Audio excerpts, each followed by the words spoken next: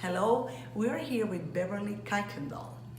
She is the keynote speaker at the conference Broward and Beyond. Thank you, Beverly, for talking to La Familia de Broward. We're so excited to listen to you, what you have to say. Tell us more about yourself and what you're going to inspire. What are you going to say to this amazing crowd? There's more than 1,000 people here in Broward. It is my pleasure. Thank you so very much for asking the question. And I'm really pleased that the County of Broward has asked me to come in and be the keynote speaker, really, because they understand, and that I understand, is the passion is about the people. And what they really wanted was an opportunity for people to hear that what's been possible for me and so many others is possible for them. And the way I like to think about it, particularly being in Miami, I'm from Los Angeles. I've only been here for 6 years. We are a very multicultural environment here in the state of Florida, particularly in Miami and in Fort Lauderdale. And the thing that strikes me is that people of a certain age, they come from a background where their parents have sacrificed so much. They've given up so much for the opportunity. And so we have a responsibility to our families and to our children to make absolutely sure that we're maximizing those opportunities, that we leave no stone unturned, that we ask every question, and when we're turned down, that we go back again and we ask again, because it's really about your responsibility based on the debt that has been paid and the sacrifices that have been made for you to be where you are. Yeah, amazing. Can you tell us the secret of that success? I don't know if it's a secret, but it's in short time, the position that you held. Can you tell us more about how you did it? I will tell you that for me, it was a 25-year overnight success story. It's taken time. Right. There have been a succession of stops and starts and bumps, but I think of it like a solid piece of clay. So you have a piece of clay and you chip it here and it takes on a different shape. And then you chip it on another side and it takes on an entirely different shape. That's what my life has been. And I think that I really want people to understand that it's not a perfect scenario. The perfection comes in your ability and your capability and your willingness to start over again each time. So what's happened for me is, I think if there's some key messages, one would be to make sure that you use the opportunity for the very vast ethnicity and ethnic and social and diversity of thought, that you take every opportunity, instead of staying in one place and only working with people that look like you or that sound like you, that you take advantage of what we have to offer here in Florida, and that you spread your wings and you make sure that you have an opportunity to interact with as many people as possible, even if their ideas, especially because their ideas may be different from yours. So get out from the comfort zone. Get out of your comfort zone. And when you go to a conference like this one, if you come with someone, everybody usually comes in pairs, make sure that you separate. You divide and conquer. You go to one session, they go to another session. And it's the same thing about our activities during the day. I attended a couple of sessions here. One was about artists. I'm not an artist, but I got a lot out of their session. I attended another session for nonprofit organizations. I'm not a nonprofit. I purposely chose things that were different than what I was already accustomed to, so I would learn something different from a different perspective. And it really helped me. It would allow me to share with my audience. Amazing. What do you think about Broward County? I've been asking this question. Where do you think the county is heading?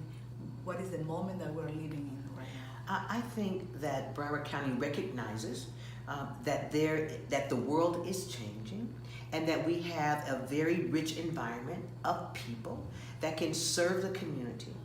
So think about this conference. So it's put on by the Office of Economic and Small Business Development. I know that they have a $350 million Department of Transportation contract that they are trying to fill with small and minority-owned businesses. It's an opportunity. They have a requirement of either 25 or 35% utilization of small businesses. And what that means is that's an opportunity. Yes, it's a window of opportunity. They have to meet the requirement.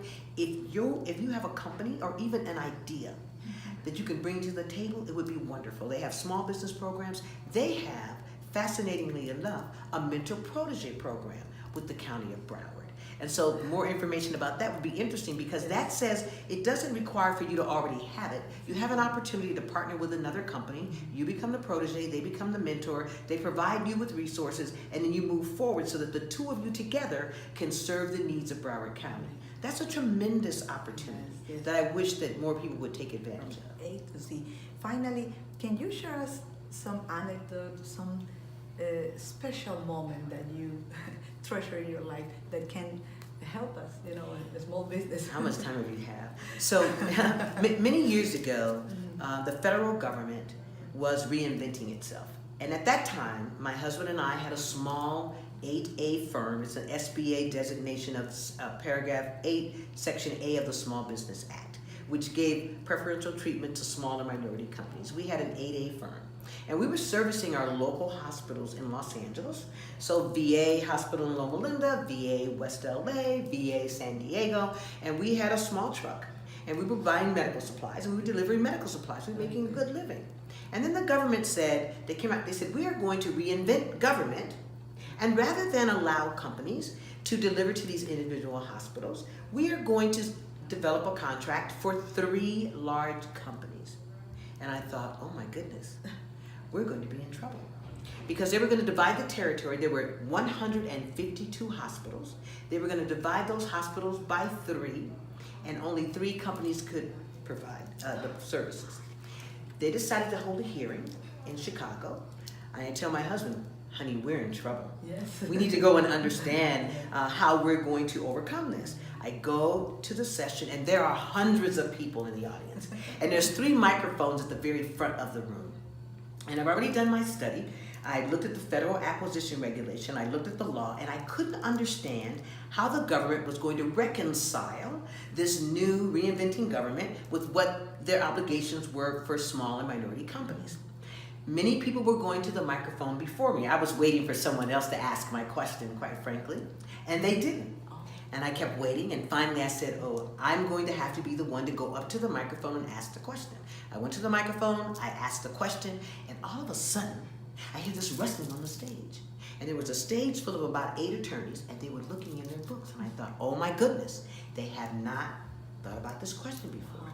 And then I felt braver, and I asked another question, and they did it again. At the end of the session, many people came, and they said, who sent you? Why are you here? And I said, well, my husband sent me. And they laughed. Which is a good thing. It was a really good thing. And one of the lawyers said, do you know, where are you from? I said, I'm from Southern California. He said, do you know that Congresswoman Maxine Waters sits on the very Small Business Appropriations Committee of the agency that's putting this on? He said, do you know her? I said, well, I don't really know her, but I do know of aide of hers. I went back to Los Angeles, met with her aide, presented a white paper that talked about how we might be losing our businesses. She submitted a letter of inquiry to Congress and to that agency, stopped everything. They pulled back the solicitation. They made it a requirement so that small businesses would be able to participate. That anecdote, I went there with very little money in my pocket. I asked a question that I would never have asked before.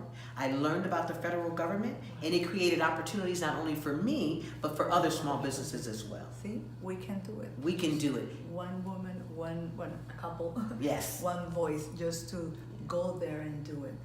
Thank you very much, Beverly. You are inspirational, and you have opportunities here in Broward. We're going to listen to you, and thank you. You're very welcome. Thank you for asking. I appreciate it. Thank you.